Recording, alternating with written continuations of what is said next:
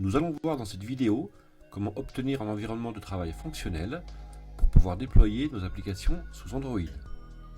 Il sera nécessaire d'installer plusieurs packages qui nous permettront de compiler et de déployer nos programmes sous Android.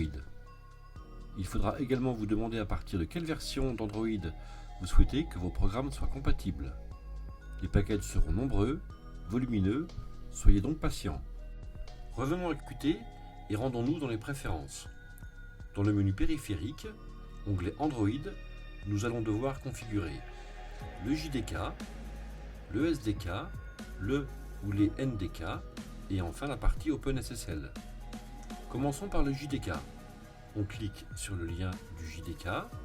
Ici, nous installerons la version 19.0.27 d'OpenJDK. On télécharge et on installe donc ce package.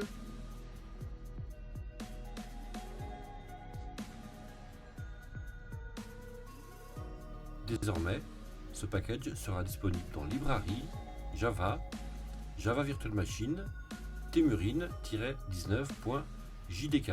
Si l'on retourne dans les préférences de Qt, l'emplacement du JDK est détecté. Continuons avec le SDK. Pour ce faire, nous allons télécharger et installer Android Studio.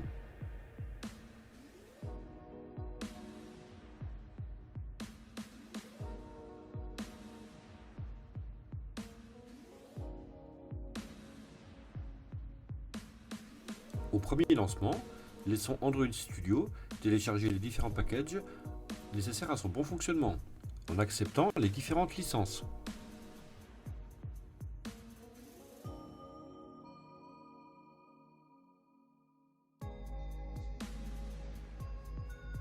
Au premier lancement, nous allons créer un projet vierge, un projet No Activity. Un certain nombre de packages vont être téléchargés, comme nous pouvons le voir à l'écran. En bas à droite de l'écran Android Studio, on remarque le téléchargement de divers packages. Je vous conseille d'attendre à la fin de cette étape de téléchargement, d'installation, de déploiement et d'indexation. On remarque à cette étape la présence du dossier du SDK dans le dossier utilisateur, Library, Android.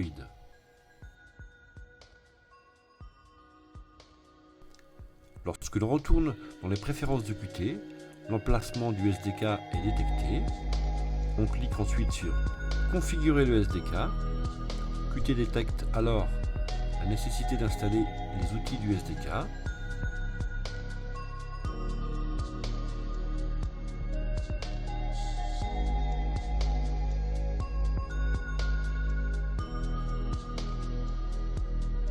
Qt détecte ensuite les outils à installer et le NDK adapté. On accepte les licences.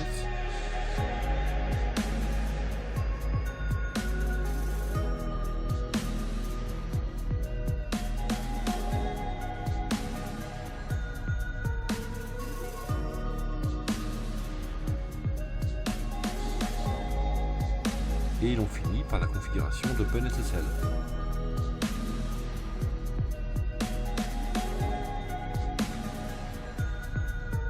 À ce stade, la configuration de Qt pour Android est achevée. Aucune erreur ne doit être renvoyée pour l'ensemble des composants. Vous devez obtenir cet écran avec la mention « Les paramètres Android sont OK ». Dans mon cas, la version du SDK est 12 et la version du NDK 25.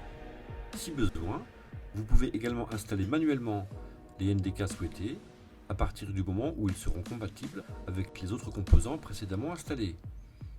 Il vous suffit de les télécharger et de les décompresser dans le dossier utilisateur, Library, Android, SDK, NDK. À cet emplacement devra figurer un dossier dont le nom sera la version du NDK.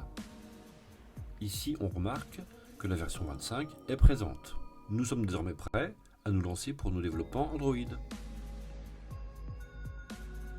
Une fois le smartphone connecté en USB, nous allons devoir activer le mode développeur, activer le mode débogage USB et autoriser l'installation via le port USB. Ces réglages peuvent varier en fonction de votre appareil et de votre version d'Android.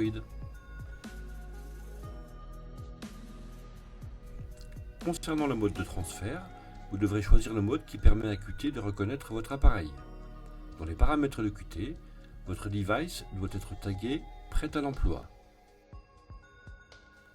Une fois cette étape franchie, il est important de noter l'architecture CPU de votre smartphone. Cette architecture vous permettra de choisir les bons paramètres de compilation. Ici, nous obtenons une architecture ARM version 7A. Dans Qt, créons maintenant un nouveau projet en QML de type application Qt, application Qt Quick.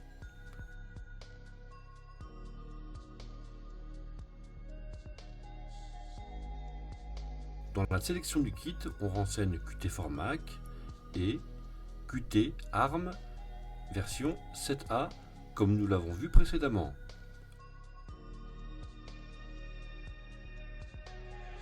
On colle le code fourni en description à la fin du paragraphe Windows, la syntaxe QML n'étant pas le but de cette vidéo.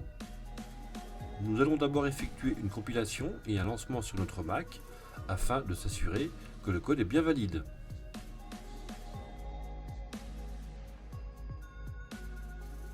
Notre programme se lance. Sur macOS, la fenêtre principale apparaît. Passons maintenant au déploiement sur notre smartphone Android. Choisissons le kit de compilation ARM v7a et sélectionnons notre smartphone connecté en USB. On lance la compilation de ce même programme sur notre smartphone.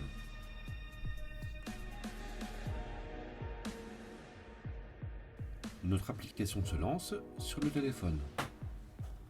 Nous sommes maintenant à même de déployer une application Qt Quick sur notre smartphone.